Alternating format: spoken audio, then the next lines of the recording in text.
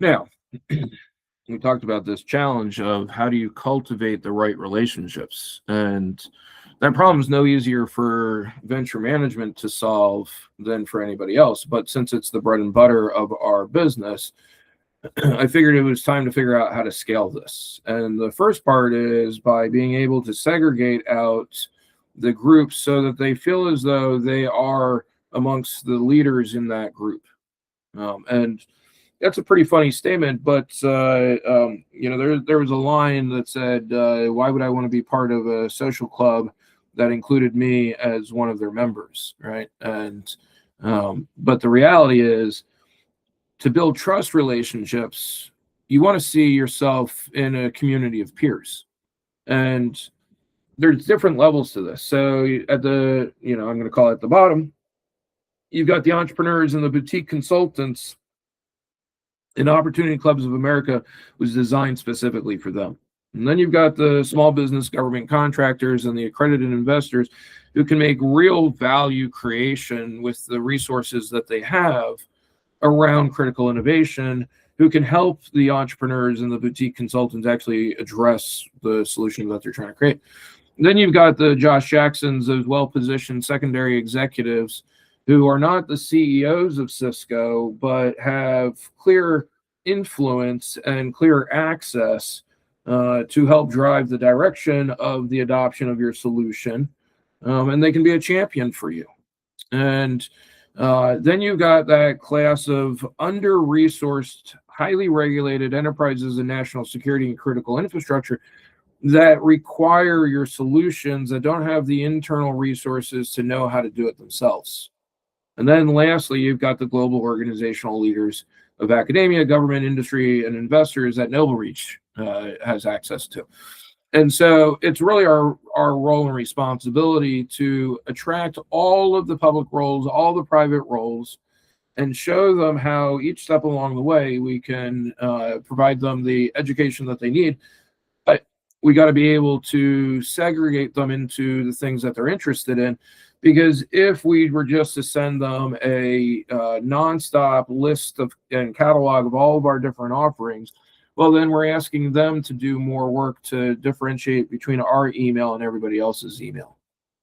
So you've got to be able to put to the top of their email the events that are going to be related to their domain of interest or their field of use.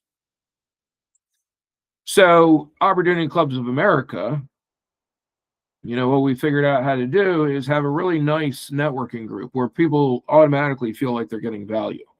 And this is for the entrepreneurs, the advisors, the accredited investors, the small business government contractors.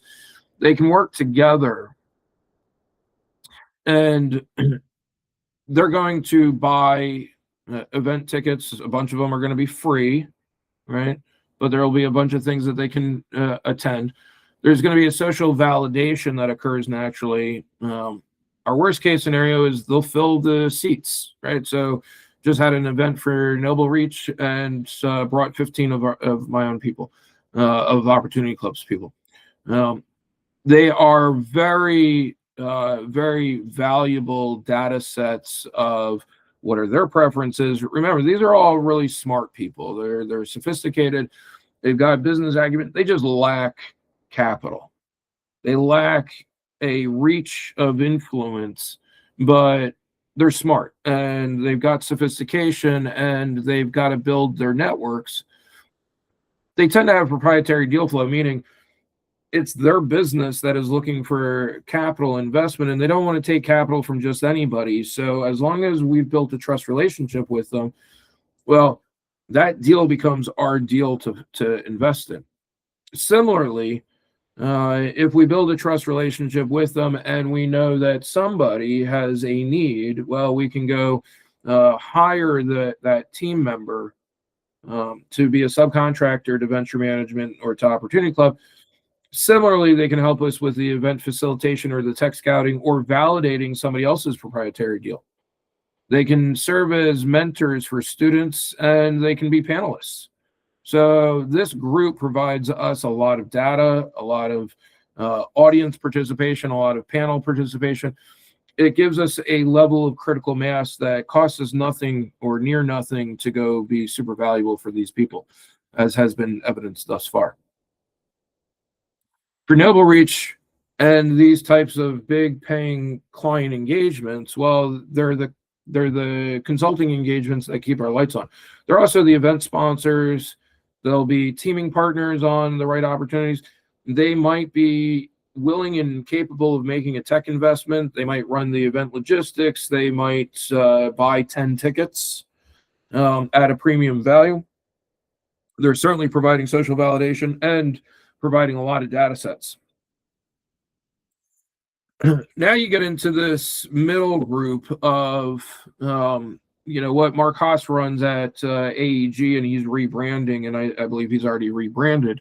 But that is where you can go know that you're going to be making money off of the webinar, seminars, and other types of high quality events.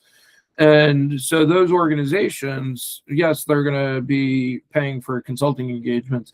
They'll also be event sponsors in other people's events. They'll be the same teaming partners or tech, right? All the same things that a Noble Reach would be. And then you've got the sponsors. And when we think about how we work with sponsors, what we are trying to do fundamentally is solve the problem for the people that they're trying to attract. And so Carahsoft, which is a great example, it has 5,000 AI tech vendors, but it doesn't have the desire to go through and vet which of those 5,000 actually have enterprise-ready solutions. So how do you do that? Well, the way that we do it is by providing the dangle to the audience member. Where's the federal government spending in artificial intelligence? And then how does the vendor work best with Carahsoft? And what's how do you qualify your own business for being ready to go work with the government? And what resources are available, whether it is the economic development authorities, the federally funded research and development centers, the universities, what available resources exist? And then what are the available funding partners that can exist at the stage of business that you're in?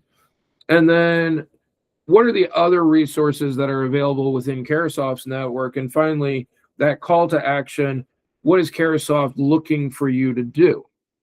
And in this particular situation, we want that audience member to self-attest to where they are in their journey. And if they're not a right fit for Carahsoft right now, well, how do we help them get to the point where they can learn how to improve their business on their own? They can buy the toolkits from our vendor community and or buy the management consulting from our network of suppliers that are going to get the business from, hey, this is a great concept and it's not yet aligned with the federal budget spend, but it will be. Your business is not yet at operational maturity, or your solution is not yet at enterprise ready, but it will be if you take these steps. So that kind of value is what venture management provides to our sponsors.